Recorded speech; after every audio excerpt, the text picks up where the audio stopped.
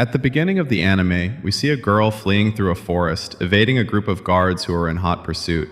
One of the guards remarks that they shouldn't venture any deeper into the woods as it is home to a demon lord who harbors a deep aversion to humans. Subsequently, another guard mentions that some villagers informed them the girl had headed toward the other side of the forest. Acting on this information, the guards head in that direction. Meanwhile, the girl, who had been hiding behind a tree, begins to make her escape once the guards have departed. However, her foot slips, causing her to tumble down a slope. As she falls, a house comes into view before her, but she loses consciousness right there. Elsewhere, we see the demon lord reading a newspaper article about the very same girl, who, it turns out, is a criminal on the run from the neighboring kingdom of Nier. The demon lord ventures deeper into the forest, where he spots a group of criminals. Upon arriving at the scene, he discovers the unconscious girl lying there. Recognizing her from the article, the demon lord picks her up. At that moment, the guards spot him. However, the demon lord has already sensed their presence. He instantly teleports behind one of the guards and asks, "Who are you?" Hearing this, the guard immediately launches an attack on the demon lord. Yet, the demon lord is incredibly fast and effortlessly dodges the strike. Noticing the guard's insignia, the demon lord realizes that he hails from the kingdom of Nier and asks him what he is doing there. In response, the guard summons his fellow soldiers and tells the demon lord, "This girl is a criminal. We have been ordered to apprehend her. Hand her over to us, and in exchange, we will leave you unharmed."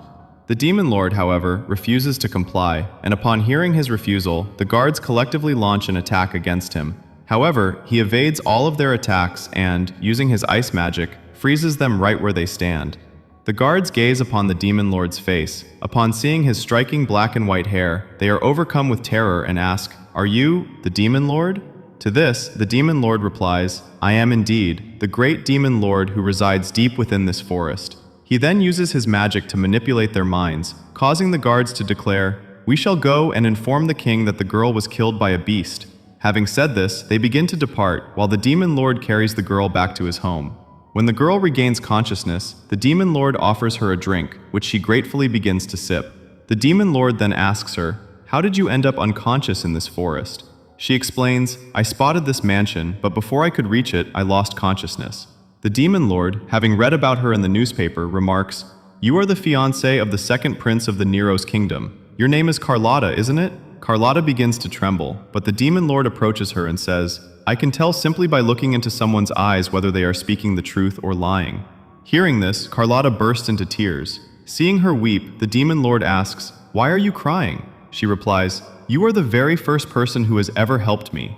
The demon lord then asks her, "Tell me, what exactly happened to you?" Carlotta reveals, "On the day of the ceremony, the prince leveled numerous false accusations against me, and I was subsequently thrown into prison." After listening to her story, the demon lord concludes that the girl is indeed telling the truth. Carlotta then thanks the demon lord for his assistance and adds, "I will leave this place soon. Otherwise, my presence here might cause trouble for you as well." At that moment, the demon lord asks her, "Do you cleaning?"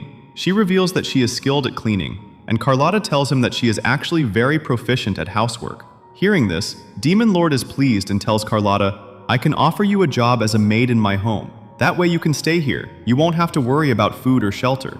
However, Carlotta declines his offer, explaining, "I am a criminal, so I cannot live with you."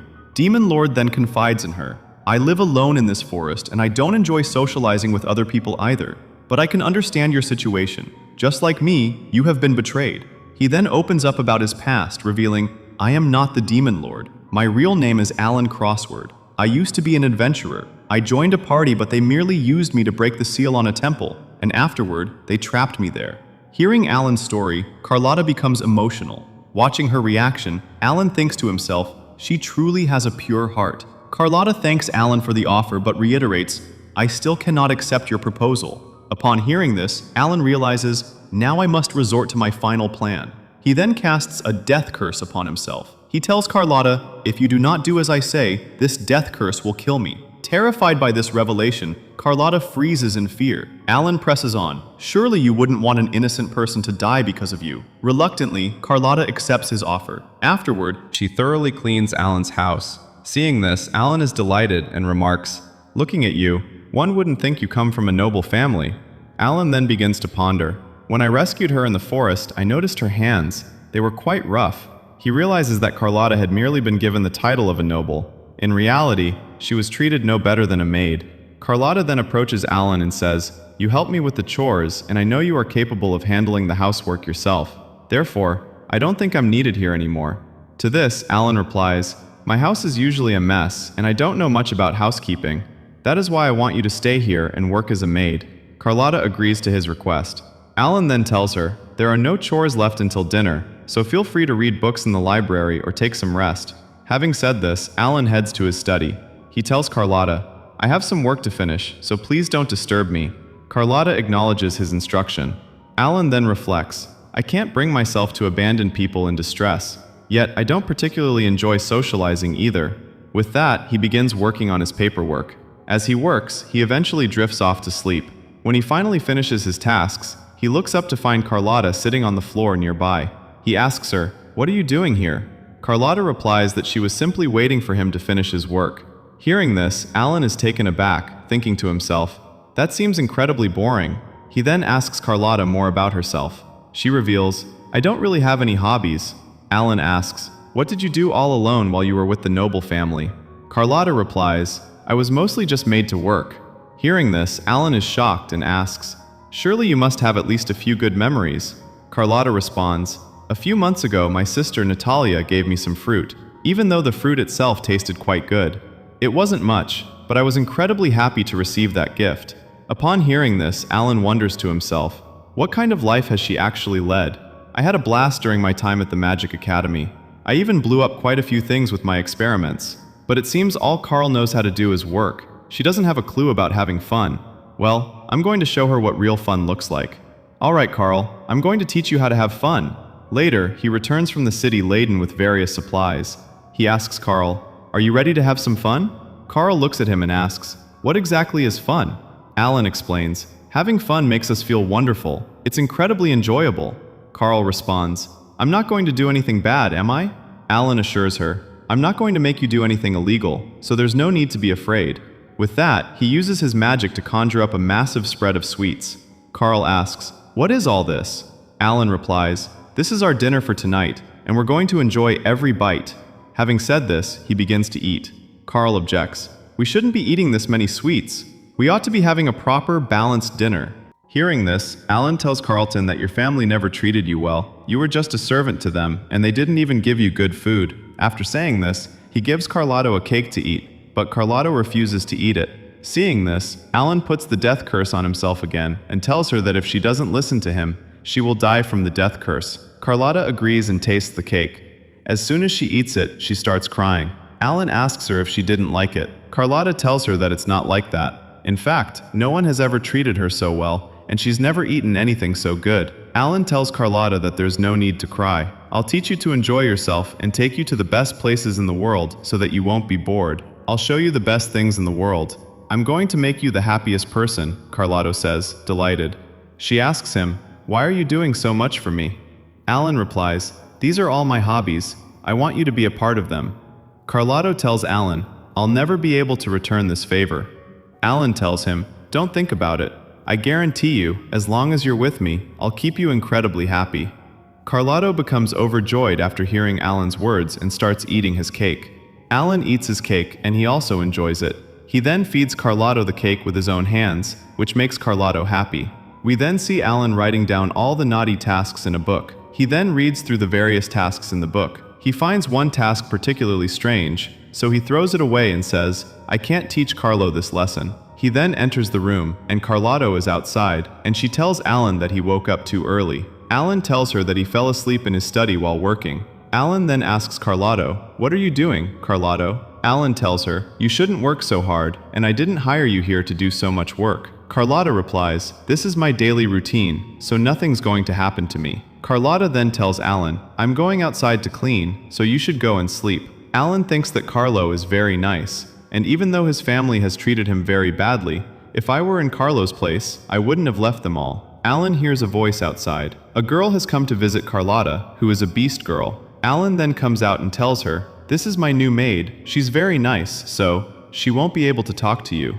The girl, removing Alan's name from Carlton, reveals her name to be Mika and also explains that she works for a courier company. Alan then reveals that Mika delivers all his meals, after which Carlo greets Mika. Mika says, "I can't believe a demon lord hired a maid." Hearing the name Demon Lord, Carlo asks Alan, "Are you a demon lord?" Alan replies, "That's my nickname." Mika then looks at Kalat carefully and tells him, "This girl is a fan of the second prince of the Neris kingdom who has escaped from the mansion. I read about it in the newspaper." Hearing this, Kalat thinks, maybe now Mika will tell everyone about me. Alan is about to explain the matter to Mika when Mika tells Alan, "You shouldn't be worried about this. Anyway, I don't interfere in customers' personal lives, so I won't tell anyone about Carlo." Alan and Carlo are both overjoyed. In the next scene, we see Mika come to Alan for a delivery, where Alan gives him a box containing a large number of potions. Mika explains that the potions Alan makes are very good and have a good demand in the market. Alan explains that he earns money by selling these potions. Mika asks Alan why he doesn't go to the city and sell the potions, to which Alan refuses. He says, "I don't like to socialize with people.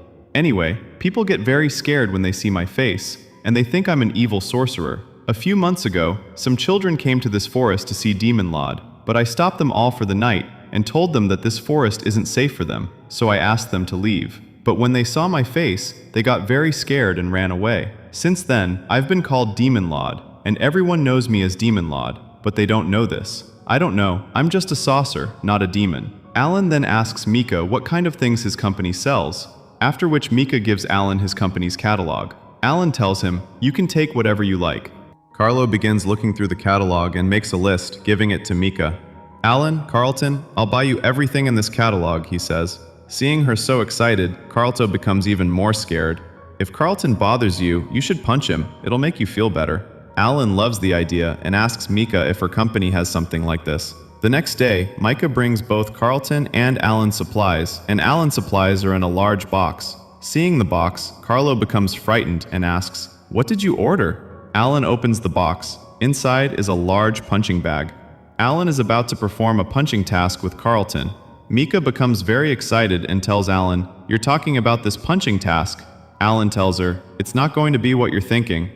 He places a photo of Carlton's ex-fiancée on the sandbag and gives Carlton gloves and tells him to punch it. Carlton doesn't punch the sandbag. Alan tells her that you shouldn't accept everything like that. You have feelings inside you. You should let them out. He excitedly says, "You won't enjoy it much at first, but you'll get excited." Carlton comes to the sandbag and says, "I'm not even angry." Then Alan tells Carlton, "I've found out all the details about your ex-fiancée. They've harassed you a lot. They even put you in jail. So aren't you angry about that?" Carlo tells Alan, "Prince is a good man, even though they've treated me very badly. But they raised me, so I can't hit them." Hearing this, Alan thinks Carlton is feeling. She can't bring herself to express her feelings, and that way, she'll never be able to face her true feelings. She'll always blame herself for everything that isn't right for her. Just then, Mika comes to Alan and tells him, "This is a personal matter, but I still think we should leave Carlotto alone for a while. If Alan doesn't want to punch Carlotto, Carlton Banks, then you can punch me instead," Carlton replies. Mika then asks Alan, "What are you even talking about?" While Carlton is still doing this, Alan uses magic, causing Carlotto to punch him, and she punches him, causing him to hit the wall. Blood starts gushing from Alan's mouth. She tells Carlton that her hand was moving on its own. She's terrified, and Alan tells her, "You don't need to be afraid. I moved your hand with my magic myself, Alan." "Carlton, you won't do it," she says. "No matter how much you hit me, I won't leave you alone. I'll always be by your side. Now you're free. If you want to leave this house, you can go, and you can do whatever you want in this house." She tells Carlton that you won't do that from now on, and Alan agrees. Carlotta asks Alan about his injury. Alan then heals himself with his magic.